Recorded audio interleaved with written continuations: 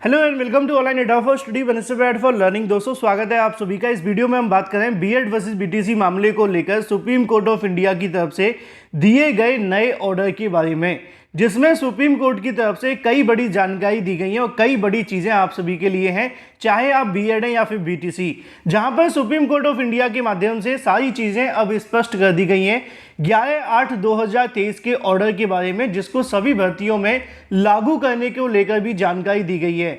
साथ ही साथ अगर वो नई भर्ती है या फिर पुरानी भर्ती है, इन सभी को लेकर भी सुप्रीम कोर्ट ऑफ इंडिया ने स्पष्ट किया है।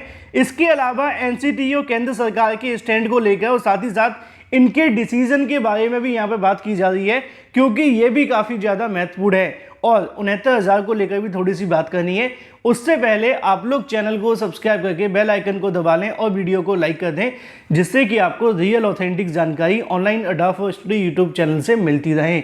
मुद्दे पर आते हैं। मुद्दा है बीएड वर्सेस बीटीसी मामले को लेकर सुप्रीम कोर्ट में हाल ही में 2 सुनवाई आप सभी को देखने के लिए मिली और अभी भी सुनवाइयाँ होने वाली हैं। अभी अगर बात की जाए तो 3 तारीख को बीएड वर्सेस बीटीसी मामले पर फिर से एक सुनवाई होने वाली है सुप्रीम कोर्ट ऑफ इंडिया में। उस पर हम बाद में बात करेंगे। आज का मुद्दा वो नहीं है। आज का मुद्दा है सुप्रीम कोर्ट ऑफ इंडिया की तरफ से दिया गया नया ऑर्डर, जिसमें यहाँ पर कल की तारीख में 2 सुनवाई देखने के लिए मिली, जिसमें से एक सुनवाई काफ़ी ज़्यादा महत्वपूर्ण थी, क्योंकि उसी सुनवाई के अंदर ये कहा गया था कि जो बीएड करने वाले अभ्यर्थी प्राइमरी शिक्षक भर्तियों में सम्मिलित हुए हैं, उन सभी भर्तियों के अंदर बीएड वाले छात्रों को सेव कर दिया जाए, जिससे कि जो बीएड करने वाले अभ्यर्थी 11/8/2023 तक भर्तियों में सम्मिलित हो चुके हैं, उनको यहाँ पे नौकरी दे दी जाए। लेकिन जो कोर्ट का स्टैंड है वो पूरे तरीके से क्लियर है, क्योंकि उन्होंने अपना ऑर्डर भी जारी कर दिया है। मैं आप सभी को 2 चीज़ें दिखाऊंगा, पहली देख लेते हैं। तो दोस्तों यहाँ पे आप सभी को देखने के लिए मिलेगा कोर्ट नंबर 6 के अंदर सुप्रीम कोर्ट ऑफ इंडिया के माध्यम से जानकारी दी जाती है।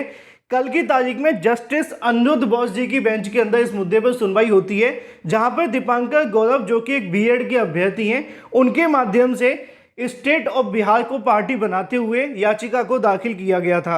अब इस मुद्दे पर जब कल की तारीख में सुनवाई होती है तो यहाँ पे काम की बात आप सभी के लिए यहाँ लिखी हुई है, जैसा कि आप सभी देखेंगे। Upon hearing the council of court made following order after arguing for a while, learned counsel for petition submit that his client would not be like to proceed with this petition. The petition is accordingly dismissed as withdrawn along with pending application if any। यानी कि थोड़ी देर की सुनवाई होने के बाद में जो याचिकाकर्ता हैं वो ये कहते हैं, अपनी तरफ से एक सबमिट करते हैं कि भाई हमें अब इस मुद्दे पे और आगे बहस नहीं करनी है और हम इस याचिका को वापस ले लेते हैं। इसलिए सुप्रीम कोर्ट ऑफ इंडिया इस याचिका को डिसमिस कर देती है। कोर्ट ऑर्डर के अंदर बस इतनी ही जानकारी दी गई है। कोर्ट में ज़्यादा लंबी बातें नहीं बताई जाती हैं ऑर्डर के अंदर, लेकिन जो कोर्ट में हुआ वो आपको कैसे पता चलेगा। चलिए बढ़ते हैं आगे, क्योंकि जो ऑर्डर के अंदर बताया जाता है वो याचिका को खारिज करना न करना वो सारी बातें बता दी जाती हैं। लेकिन अब 11 अगस्त 2023 के बाद से प्राथमिक स्कूलों में शिक्षक नियुक्ति के लिए बीएड मान्य नहीं है। और कल भी मैंने आप सभी को इसके बारे में जानकारी दी थी कि बिहार शिक्षक भर्ती के अंदर बीएड करने वाले अभ्यर्थी अभी पूरे तरीके से बाहर हैं, क्योंकि सुप्रीम कोर्ट ऑफ इंडिया ने उनको कोई राहत नहीं दी है। बीएड पास अभ्यर्थियों को सुप्रीम कोर्ट से झटका लगा है। प्राथमिक विद्यालयों में बीएड पास अभ्यर्थी शिक्षक नहीं बन पाएंगे। मंगलवार को सुप्रीम कोर्ट में बीएड योग्यता अभ्यर्थियों की तरफ से दाखिल याचिका पर सुनवाई करते हुए जस्टिस अनिरुद्ध बोस जी ने कहा कि 11 अगस्त 2023 के बाद से प्राथमिक विद्यालयों में बीएड पास अभ्यर्थी शिक्षक नहीं बन पाएंगे। बिहार प्रारंभिक युवा संघ के ओर से बीएड अभ्यर्थी ने शिक्षक नियुक्ति परिणाम पर रोक लगाने वाली याचिका दाखिल की थी और इसमें कहा था कि बीपीएससी ने सुप्रीम कोर्ट में याचिका लंबित होने के बाद भी परिणाम जारी कर बीएड डिग्री धारकों के साथ अन्याय किया है। बीएड योग्यता अभ्यर्थियों को प्राथमिक विद्यालयों में नियुक्ति की मांग कर रहे थे, लेकिन सुप्रीम कोर्ट ने साफ मना कर दिया है। इससे राज्य में 3,90,000 बीएड अभ्यर्थियों को एक बड़ा झटका लगा है। बिहार सरकार के वकील ने कोर्ट को बताया कि डीएलएड के अभ्यर्थियों से सारी सीटें भर ली गई हैं, इसलिए बीएड अभ्यर्थियों की आवश्यकता नहीं है। और कल मैंने एक वीडियो भी बनाया था जिसमें आप सभी को जानकारी दी थी कि बिहार सरकार के माध्यम से बीएड छात्रों का विरोध किया गया है। अब उस विरोध की जानकारी आपको नीचे लिखी हुई 4 लाइनों में मिल जाएगी, जिसमें लिखा है कि बिहार सरकार के वकील ने कहा कि कोर्ट को बताया कि जो प्राइमरी शिक्षक भर्ती निकाली गई थी उसकी सारी की सारी सीटें डीएलएड करने वाले अभ्यर्थियों से भर ली गई हैं, तो उन्हें बीएड करने वाले अभ्यर्थियों की आवश्यकता नहीं है। ये कितनी बड़ी टिप्पणी है, आप इसका अंदाज़ा लगा करके देखिए। सेम टू सेम वैसा ही होता है कि किसी पड़ोसी से आपने मदद मांगी, उसने दिन रात आपके लिए मेहनत की, बाद में जैसे ही मदद करने के टाइम क्रेडिट देने का समय आया तो आपने किसी और को दे दिया और ये कह दिया उनको कहते हुए कि अब आपकी हमें आवश्यकता नहीं है। कुछ ऐसा ही बिहार सरकार के माध्यम से कर दिया गया। एक तरफ बीएड करने वाले अभ्यर्थियों को बचाए जाने के लिए सुप्रीम कोर्ट तक गए थे और दूसरी तरफ अब इन्होंने ये भी कह दिया कि भाई हमारे पास में पर्याप्त संख्या में डीएलएड करने वाले अभ्यर्थी हो गए, हमने सीटों को भर लिया है, हमें बीएड की कोई आवश्यकता नहीं है। और यही बात मैंने कल आप सभी को समझाने की कोशिश की थी बीएड वर्सेस बीटीसी मामले को लेकर।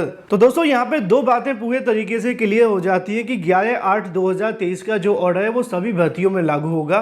सभी इन द सेंस सभी, चाहे वो केवीएस की भर्ती हो, एमपी की भर्ती हो, छत्तीसगढ़ की भर्ती हो या इसके अलावा बिहार की शिक्षक भर्ती। अब यहाँ पे एक सवाल ये था कि जो नई भर्तियाँ आने वाली हैं उनसे तो पहले ही बीएड बाहर हो चुका है क्योंकि ये ऑर्डर वहाँ पे भी लागू होगा, लेकिन जो पुरानी भर्तियाँ हैं उनसे भी बीएड को बाहर किया जा रहा है। जैसे कि छत्तीसगढ़ की है, एमपी की है, बिहार की भी पुरानी भर्ती थी ये जो निकाली गई थी सुप्रीम कोर्ट के ऑर्डर आने से पहले, इनसे भी बीएड को बाहर किया जा रहा है। बाकी जो ज़्यादा पुरानी भर्तियां हैं जैसे कि उत्तर प्रदेश की 69,000 शिक्षक भर्ती, इसको लेकर कोर्ट ने सुनवाई करने से इनकार कर दिया है। उन्होंने कहा है कि रिव्यू पिटीशन दाखिल करिए, उसके बाद हम इस मुद्दे पर बात करेंगे।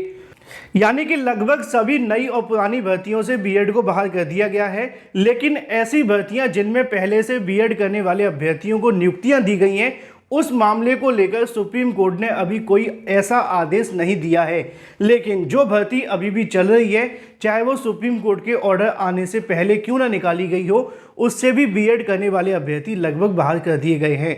अब यहाँ पे अगर कोई कुछ कर सकता है तो वो एनसीटी या फिर केंद्र सरकार है।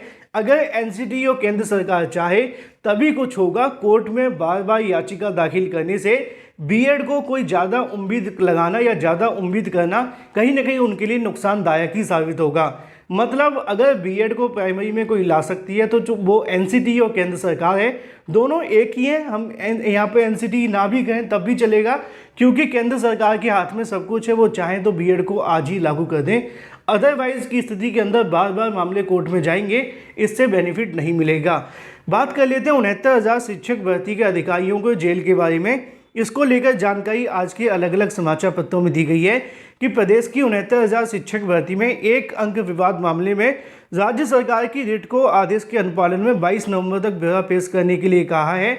और इससे पहले मामले में दाखिल अवमानना याचिका पर हाई कोर्ट की लखनऊ पीठ ने राज्य सरकार के कोर्ट 20 दिसंबर 2021 के फैसले के तहत प्रस्तावित कार्रवाई का ब्यौरा मांगा था, मगर सरकार ने पेश नहीं किया, जिसमें अभ्यर्थियों ने बताया है कि कोर्ट की बातें नहीं मान रहे हैं। अगर इसी तरीके से कोर्ट की अवमानना करते रहे तो निश्चित तौर पर अधिकारियों को जेल जाना पड़ेगा। Thank you for watching this video.